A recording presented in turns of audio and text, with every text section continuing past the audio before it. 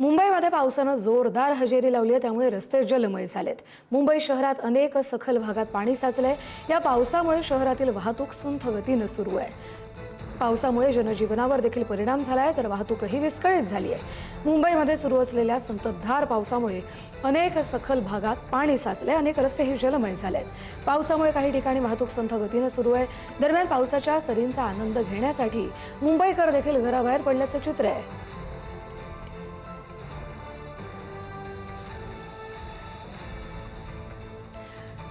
तर गेल्या 2 ते 3 दिवसांपासून मुंबईमध्ये पावसाची संततधार सुरू आहे।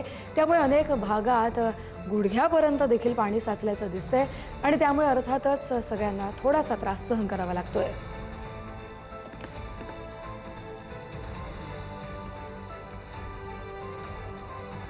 मुंबई शहरातले रस्ते जलमय झालेले पाहायला मिळतात। सध्या मी सायंट किंग सर्कल इथे उभी आहे आणि आपण पाहतोय हा जो रस्ता आहे तो पूर्णपणे पाण्याखाली गेलेला पाहायला मिळतोय। मुंबईचे रस्ते जे आहेत त्या रस्त्यांना स्विमिंग पूलचं रूपांतर झालेलं पाहायला मिळतंय। आपण पाहिलं तर जी तरुणाई आहे ती पावसाचा आनंद घेते। रस्त्यावर असं पाणी साचलेलं आहे।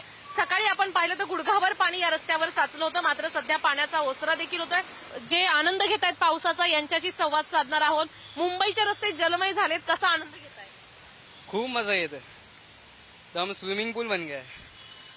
सुबह सुबह ज्यादा बारिश थी, अभी तो फिर भी बहुत कम है। लाइक पानी वगैरह घुटने से ऊपर था।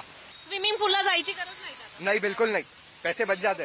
इधर बारिश ने फ्री का पूल दे दिया। 2 महीने लेट आई मगर ज्यादा ही। स्कूल की भी छुट्टियां मिल रही है, और क्या चाहिए। नक्कीच आपण पाहतोय समोर जर पाहिलं तर गुडघाभर पाणी साचलेलं पाहायला मिळत आहे आणि मुंबई शहरातली जी वाहतूक आहे ती देखील संत गतीने सुरू असल्याचं पाहायला मिळत आहे। दिवसभर हा पाऊस जर असाच सुरू राहिला तर अजून अनेक रस्ते हे पाण्याखाली जातील। त्यामुळे आता मुंबई शहरात मुंबई महानगरपालिका रस्त्यांवर असे पाणी साचू नये किंवा रस्ते जलमय होऊ नये यासाठी काय खबरदारी घेते हे पाहणं देखील महत्त्वाचं असेल। कॅमेरामॅन प्रणितसह शिल्पा नरवडे, पुढारी न्यूज, मुंबई।